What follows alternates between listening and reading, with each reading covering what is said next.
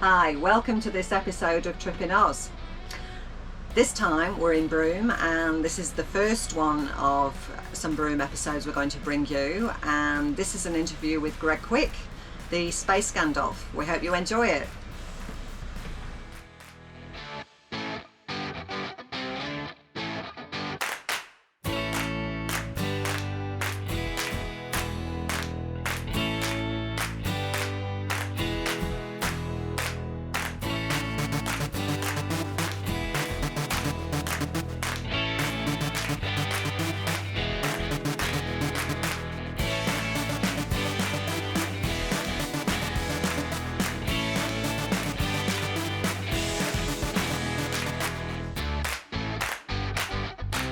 Okay, well here we are. We've come to do the astro tour with Greg Quicke in Broome, just outside Broome. So we just turned into the entrance here, quite exciting. You arrive here and go through a locked gate, and we're here till about 8 o'clock to look at the planets and the stars and listen to Greg, and he'll tell us all about it. So here we go.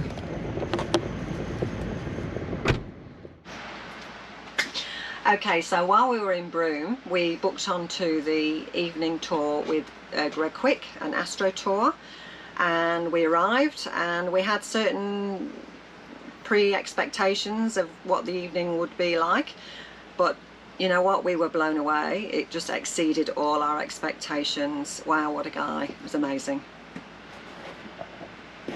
They're just opening the gate. So here we are at the astro tour with Greg Quicke, and the sun's just going down in the sky. What an amazing place this is. Incredible. In fact, Greg's built all these chairs himself. Well, I think he designed them himself. He swivel around so you can have a look at the stars. Look at these telescopes. This is just unbelievable.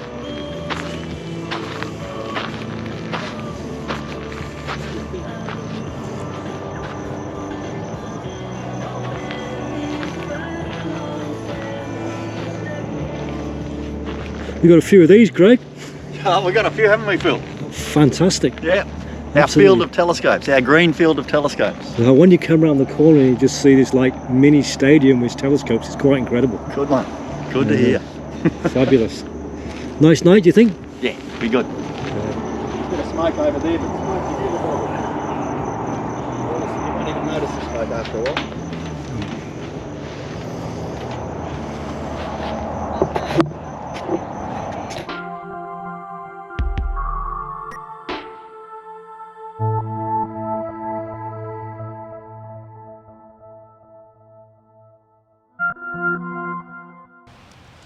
Hi everybody, I'm really lucky today. I'm actually with Greg Quicke from Astro Tours in Broome. Now Greg is a bit of a character. He's been on a few TV shows, he writes books. Yeah, he's quite a humble character, but tell you what, he's pretty powerful too. And he's going to describe some of his life and some of the universe to us. So I hope you enjoy this one.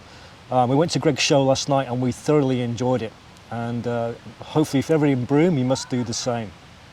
Hey Greg, how are you? I'm going great, Phil, and it's so good to be with you this morning, and just to see the response to last night's show in you, and see that what you're thinking about in big ways. It's awesome. Yeah, well look, you know, actually we're quite blown away, and I didn't expect to be so enamoured with the night sky, because at school we were taught a certain way. I thought, oh yeah, the stars up there, the sun goes, sets, etc. But the way you explained it last night, the Earth moves. Yeah. Very different context. It is, isn't it? Yeah. Yeah, it's a game changer, really. Absolutely. Yeah. Mm. But we'll talk about that later, Greg. But I'd love to hear about your early life, how you started. Sure. Yep. So you grew up in Western Australia? Yeah, I'm a West Australian country boy. Yep. Grew up under the trees in the southwest of WA, the Carry trees and the Jarrah trees. Okay, that's what, near Pemberton and Pemberton. I did 5 years of school in Pemberton. Oh, right, okay. A little bit in Shannon River. Well, actually, yeah, Shannon River's a ghost town now, but that was my first memories is there. So you obviously you loved the bush and the outdoors and. Yeah, for sure. I mean, that's how I grew up, and that's what I like. And Yeah. And yet, when I came to Broome, instead of living under the trees, I had the big open skies, which I took to. And it's a bit warmer too. And it's a bit more... Especially at night. Oh, mate, down there, you've got this lazy wind. They call it a lazy wind because it's too lazy to go around you, so it goes straight through. But it does, sounds like a bit like north of England, mate. Oh, I'm sure it's the same one. And Yeah. Canberra, of course, where we live. But no. So I guess from there you did your schooling down there, and you lived there until what, you were a teenager, or? Yeah, pretty much. I went to, I ended up, did my last 3 years of high school in Bunbury. Yep. So that was a bit of a bigger centre, you know, more of a city. Yes. And left high school and went to James Cook Uni in Townsville to do marine biology. Okay, that was quite a big move. Yeah, it was, and I went on the train. On the train? On the train from Perth, the Indian Pacific, Yep. to Sydney, and then jumped on another train and went up to Brisbane, and then jumped on another train and went up to Townsville. Okay. It was what, 18, 19? 17. 17. Oh, it was awesome. So you're country boy into the big sort of little bit of smoke via Sydney, and okay. Oh, it was an adventure, that train journey, for sure. But it was. Oh, yeah. In those, so that would have been what? 1980, 1979. 79. Yep. Okay. Ended up on the train with a bunch of army guys who all took me under their wing and let me drink beer. And Was that your first taste, or? oh, well, yeah, near enough. Okay. Okay, so you got to Townsville, you went to uni, and you're studying marine biology? Yeah. So marine biology was something that I thought that I would, you know, when you're in high school, they say, what are you going to do? And it's like, I don't know what I'm going to do. Anyway, the night before I had to make that decision at school, there was these guys diving on the Great Barrier Reef, and I went, that's what I want to do. Okay. And they were marine biologists, so I went, all right, I better do marine biology. Yeah. Anyway, I managed to get into this course at James Cook, which was, you know, fairly prestigious at the time. But I got there, and sitting in a lab and learning all of these things, it didn't work for me. No. I'm an outdoors type person. So it was mostly theory, and that was, Yeah, and if you memorise all the names of these things, we'll give you a pat on the head and a gold star. Yeah. And I didn't want a pat on the head and a gold star. No, you want the practical stuff. Yeah. Yeah, okay. So I didn't see it through. No. Which is interesting because my daughter has just started, or she just finished the same degree that I started. She finished the degree? Yeah. Okay. And she's probably giving it to you now. Look at that, I've got Dad. So, Oh no, she's great. Yeah, I'm really proud of her. It's awesome. Is that the same uni, or? No, she did it at Edith Cowan Uni in Perth. Okay, So, so WA. yeah, in WA. Yeah, so, okay, so you gave up uni, so what did you do then? Well, I gave up uni because really I went to uni because I wanted to go diving. Yeah. And I came to Broome. Yeah. And I didn't even think about diving when I first got to Broome. It took me a week to go, oh, hang on, this is where they do pearls. And I walked into one of the pearl sheds as they were in Chinatown at the time. Yep. And I said, do you guys need any divers? And this was a fella called Bill Reed, who's still running pearl sheds down there. Okay, is this Reed Street? Yeah, yep, Okay. that's something to do with Bill. Yeah. Well, no, hang on, I don't know, he might be R-E-E-D. But Okay. Anyway, Bill Reed, and I said, do you need any divers? And he said, yeah, you can start tomorrow. So I began my, my pearl diving, which, we're sitting here at Town Beach at the moment, and this is where we would launch our boats every morning. Well, actually, they were already sitting out there. Okay. And you went about, I think you said 7 miles out? 7 miles out into Roebuck Bay, which we're sitting right on now. Yep. And how far down did you have to dive? well, when I got the job, they told me I would be in 30 foot of water. Yep. And as a diver, 30 foot's pretty safe because you're just at one atmosphere. Yes. And you can dive there most of the day and you're pretty good. But it wasn't 30 foot, it was bloody 50 foot. Oh, wow. Yeah. And you've got all sorts of other issues once you start going to that sort of depth. I bet. But it was wild days. Yeah. It was pretty much fend for yourself, keep yourself safe as a diver, and there were plenty of cowboys in the industry who would push boundaries. Yeah, okay. And so was it good money? And I was making $275 a week in 1982. Okay, that was pretty good money, yeah. Which was okay, but I was a pearl farm diver. In those days, they had farms on the bottom of the ocean. Today, they have them all on floats and they don't use divers at all. No. So I was looking after all of the shell on the bottom. Okay. And we'd do maybe 6 or more dives a day. Wow. And some of those dives, particularly at the end of the day, would be bounce dives where you're dropping operated shell very delicately onto the bottom of the ocean, and then coming up and getting another lot and then dropping the next lot down and coming up and getting another lot and dropping them down. Wow. And that was the last dive of the day, which meant that ideally you would stage on your way up to decompress. Yes. But I say ideally because there's a whole bunch of blokes in the boat up there waiting for you so they can go home. They want to go to the pub. Yeah, they wanted to go to the pub. Yeah, it's like, Greg, come on. Yeah, that's right. And it was a bit, it was a crazy dive, that last one too, because you'd you'd have 2 baskets of shell in one hand, and then you'd put a 3rd basket on the top and hold that with your thumb, so you'd have 30 pearl shell in this hand. Yeah. And then some blokes would use the other hand to clear their mask, because the weight of this is going to drop you fast. Absolutely, yeah. And so you've got to clear the pressure out of your mask so it doesn't suck your eyeballs out. And you've got to clear your ears and your sinuses as well. So you're going down and you're really clearing everything, all of your passages in your head. Yeah. But some guys were a bit stupid and they could hold 6 baskets, but that meant they had to huff and puff all their way down even harder to stop the mask from sucking your eyeballs out. And I was one of those really stupid blokes. So you just, wow. So after a year you gave that up? I did. I mean, I was 20 years old and bulletproof, but I was also probably smart enough to go, this is going to maybe take me out sometime. Absolutely. Because there were times when I felt this tap on my shoulder going, I can take you out any time I want. Yeah. And there was a few incidents there that made me go, I might go and do something else now. Yeah. So maybe just a little bit older and wiser, but you're right, there's probably not much regulation in those days either. No, and these days they use pony bottles, or bailout bottles, so if you run out of air, you've got some spare air. Yes. We didn't have pony bottles. No. And we had compressors that would cut out regularly, and we would have 2 divers down, nobody in the boat to restart the compressor. And so on my very first dive, I'm down there, 50 foot, with the head diver, a fella called Mick Buckley, and all of a sudden you're sucking on the regulator and it's like, and it goes tight, and there's no air there. I look at Mick, he looks at me, go up, and if you know anything about diving, if you go up and you've got compressed air in your lungs, it's going to expand and pop your lungs. So you got to blow the air out as you go. Yeah. So I looked at Mick to make sure he was okay, and he was watching me because he was used to doing free ascents, and I got very used to doing free ascents. So I've probably got 50 or more free ascents under my belt. Okay, so you well and did your paddy diving certificate, I think. I feel I still today don't have a dive ticket. Is that right? Yeah. Right. And do you still dive?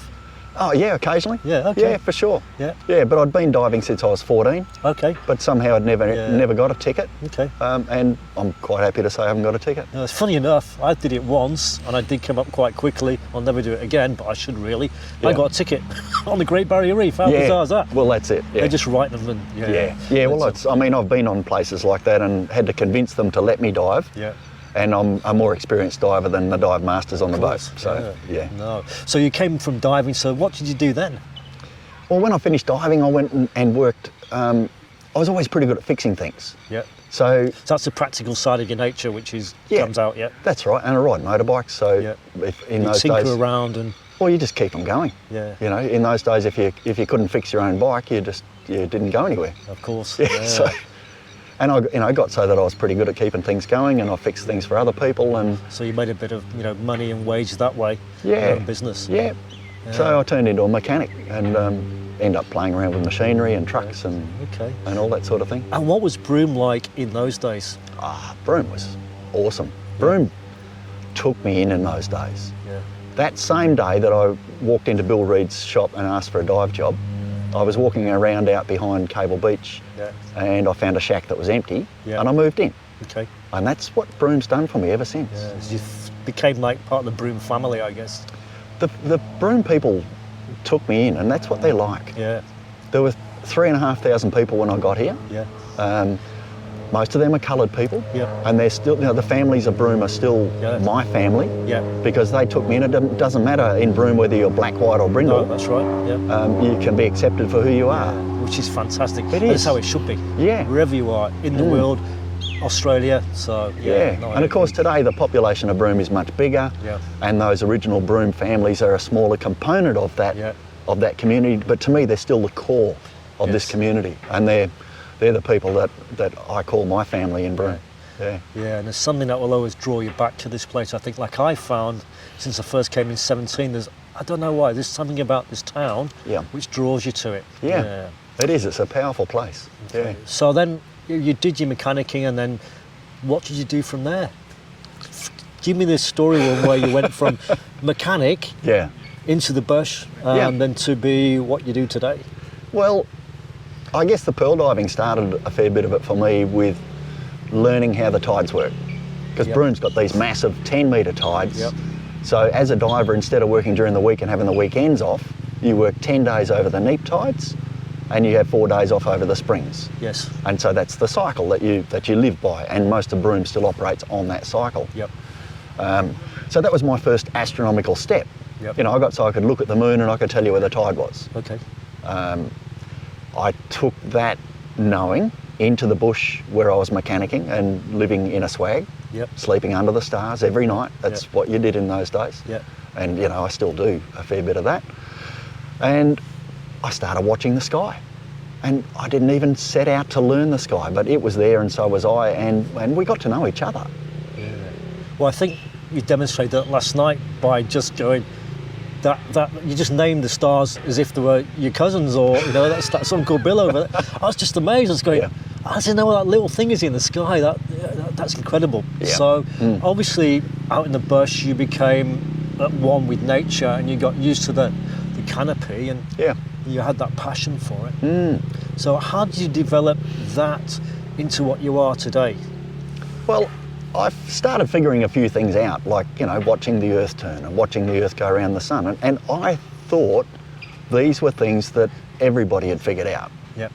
And one day I was probably talking about it with some friends and they said, tell us more, we need to know more.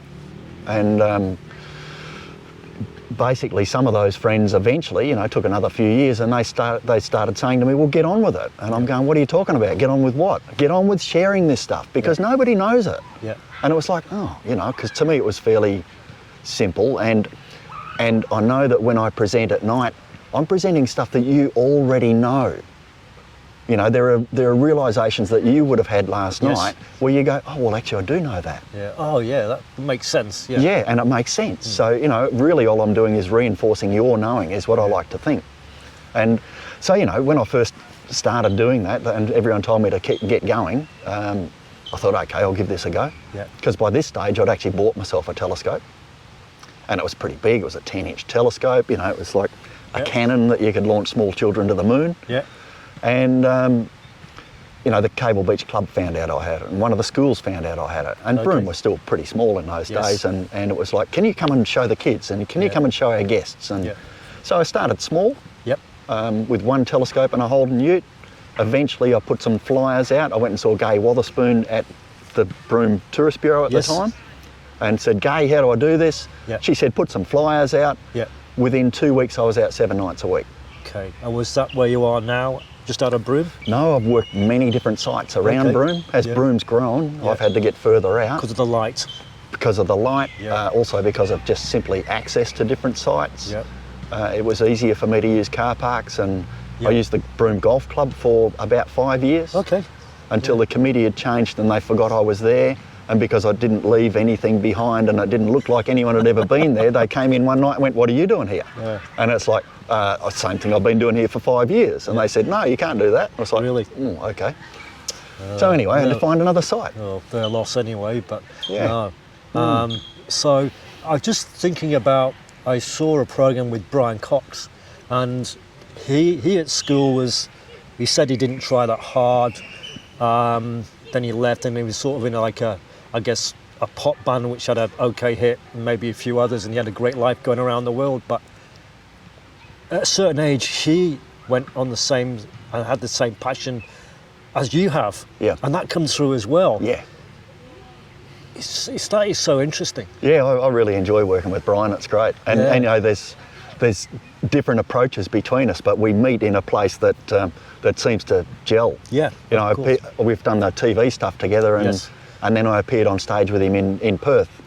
At one of his big shows, and I think I was meant to be on stage for, you know, like 5 minutes or something, but they'd projected this massive big picture of the galaxy up there, and we got talking about that, and I said, oh, well, there's that, and there's this, and we're walking all over the stage. And so there's nobody else there but you two. Yeah, just us caught two. In that moment.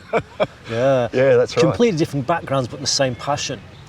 And I said to Jan last night, a couple of things, observation. I said, look, I don't think Greg's in this for the money. He's maybe earning a bit, but he just loves teaching people Yeah. in such a way that they understand. Yeah. It's not about you learn this from the textbook and this is, you actually give people the option to learn themselves and you guide them. Yeah. That is the best way to learn. Well, if I can, I guess that's a beautiful observation that you've made, and I go along with it. You know, if I can show people my learning process, that's my job. Yeah. Because then they can follow that learning process, but apply it in their own way. Yes. Yeah. And how good is it for kids to see that? Yeah. Yeah. I wish we had 20 teachers like you in our school, Wellacre Secondary School in Manchester. Take note. That's the only way to learn. Yeah. And then you can discover yourself. Yeah, that's it. And that learning things by yourself. Yeah. I mean, I guess I like to think that I lead people to the edge of their own understanding, and it's up to them to jump. Yeah. And I see it. I'm seeing it in you. Yeah. Yeah. Absolutely. Yeah. And what you've done for me, you've made me not afraid to learn about it. Great. It's not that scary. No. Good. Because if you got those first steps, you can go on to teach yourself all the rest. Yeah. Yeah. Mate, well, it's such a pleasure catching up, mate, and so thank you for your time. Oh, Phil, what a joy, mate. It's been great. Yeah. Thank you, and I've learned, well, even just a small thing, I'll keep on learning. Yeah. So I know that was fantastic. Good one. And hopefully everybody else, you know, if you come to Broome, catch up with Greg, go and see the show. It's not a show, it's education, it's fantastic. Thanks, mate. Pleasure, Phil. Great. See you all later. Hey, thanks. Well, that was a great interview. You know, in fact, I forgot we're actually interviewing him. We were just talking, and I remember the camera was on, so it was. But what such a humble man, and he's self-taught as well by looking at the stars at night up in the Kimberley. He's learnt so much, and the way he actually imparts information onto other people is just quite amazing. He's got quite a gift for that. I go out at night now looking for the Southern Cross and the Pointer Stars and Venus and Mars.